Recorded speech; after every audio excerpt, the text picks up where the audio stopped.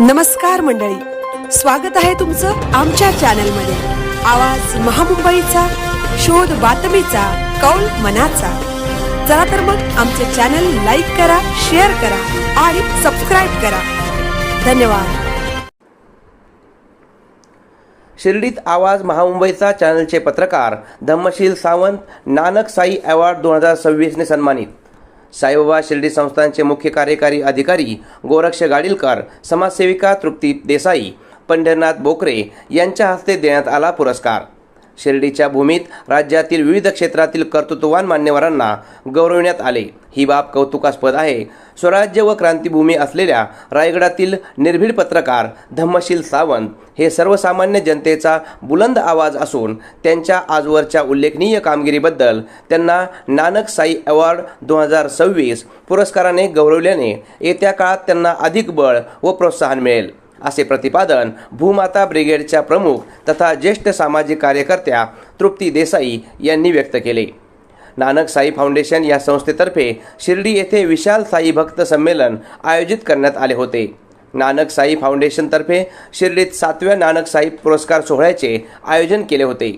या संमेलनाचे उद्घाटन साईबाबा शिर्डी संस्थान मुख्य कार्यकारी अधिकारी गोरक्ष गाडीलकर यांच्या हस्ते करण्यात आले। या कार्यक्रमात कला, संस्कृती, समाजसेवा, अध्यात्म आणि पत्रकारिता या क्षेत्रांतील उत्कृष्ट कार्यासाठी व्यक्ती आणि संस्थांचा नानक साई अवॉर्ड देऊन सन्मान केला। धम्मशील सावंत यांनी त्यांच्या पत्रकारितेत कोकणातील स्थानिक प्रकल्पग्रस्त भूमिपुत्रांच्या मूलभूत प्रश्नांना चव्हाट्यावर आणलं। प्रतिकूल संसाधनांमध्ये धम्मशील सावंत यांनी कोकणातील महत्त्वाचे प्रश्न मांडले, कोकणची अस्मिता अधिक टोकदार केली। आवाज महामुंबईचा चॅनलसाठी मिलिंद खारपाटील, शिर्डी। तर साई नानक फाउंडेशनच्या माध्यमातून आपण शिर्डीच्या नगरीमध्ये, साईबाबांच्या नगरीमध्ये आपण या ठिकाणी पुरस्कार सोहळा विशाल असा ठेवलेला आहे।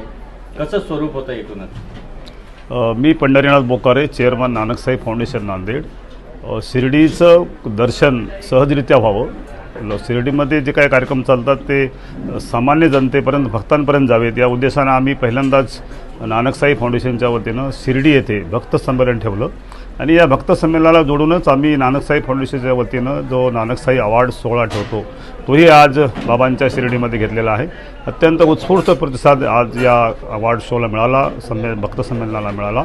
शिर्डी संस्थानचे कार्यकारी अध्यक्ष प्रमुख श्री गोरखजी गाडीलकर स्वतः या कार्यक्रमाला उपस्थित होते। शिर्डीच्या नगराध्यक्ष जयश्रीताई थोरात या पण उपस्थित होत्या आणि महाराष्ट्राचा बुलंद आवाज असलेल्या तृप्ती देसाई यांनी पण या कार्यक्रमाला हजेरी लावली। म्हणून या कार्यक्रमाला वेगळा असा एक रंग भरला आणि शिर्डी बाबांची आहे आणि शिर्डीचे बाबा हे देशातील, जगातील सगळ्या भक्तांचे आहेत हा संदेश आम्हाला या शिर्डीमधल्या भक्त मंडळा संमेलनाच्या माध्यमातून आम्ही दिलेला आहे। ताई, विशाल साई संमेलन सुरू आहे, आपण हजेरी लावलेली आहे। साई भक्तांना देखील तुम्ही सदिच्छा, शुभेच्छा दिलेल्या आहेत। काय सांगाल आज या शिर्डीच्या भूमीत? शिर्डीमध्ये जे आहे तो रामनवमीचा मोठा उत्साह असतो आणि रामनवमीच्या निमित्तानं शेकडो पालख्या ज्या आहेत त्या राज्यभरातून साई भक्त पदयात्रेच्या माध्यमातून ज्या आहेत ते इथं पोचत असतात।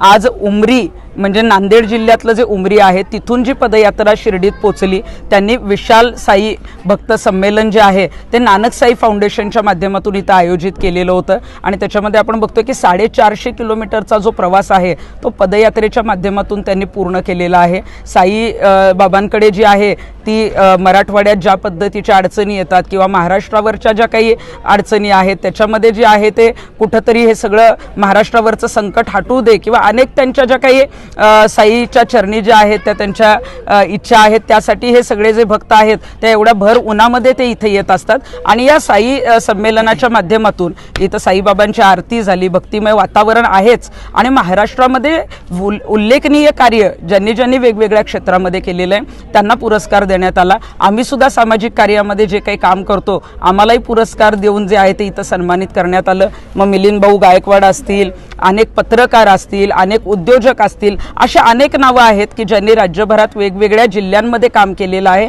त्या सगळ्यांना पुरस्कार देऊन, आम्हाला शाबासकी देऊन आमच्या कामाची जबाबदारी जी आहे ती त्यांनी वाढवलेली आहे. आणि पंढरीनाथ बोकारे यांच्या अध्यक्षतेखाली त्यांनी जो हा कार्यक्रम, हे जे विशाल साई भक्त संमेलन आयोजित केलं, दरवेळीच नानक साई फाउंडेशनच्या माध्यमातून राज्यभरात वेगवेगळे कार्यक्रम जे आहेत ते आखले जातात. नियोजनबद्ध जे आहेत ते खूप चांगल्या पद्धतीनं केलं जातात आणि त्यांच्या नेतृत्वाखाली हे जे सगळे साई भक्त आहेत किंवा अनेक पत्रकार आहेत ते याला सामील होत असतात आणि त्यांचं जे काही नेतृत्व आहे ते सगळ्यांना घेऊन जाणार आहे. त्यामुळे आमच्यासारखे सगळे सुद्धा त्या कार्यक्रमात जे आहेत ते आवर्जून उत्साहाने सहभागी असतात.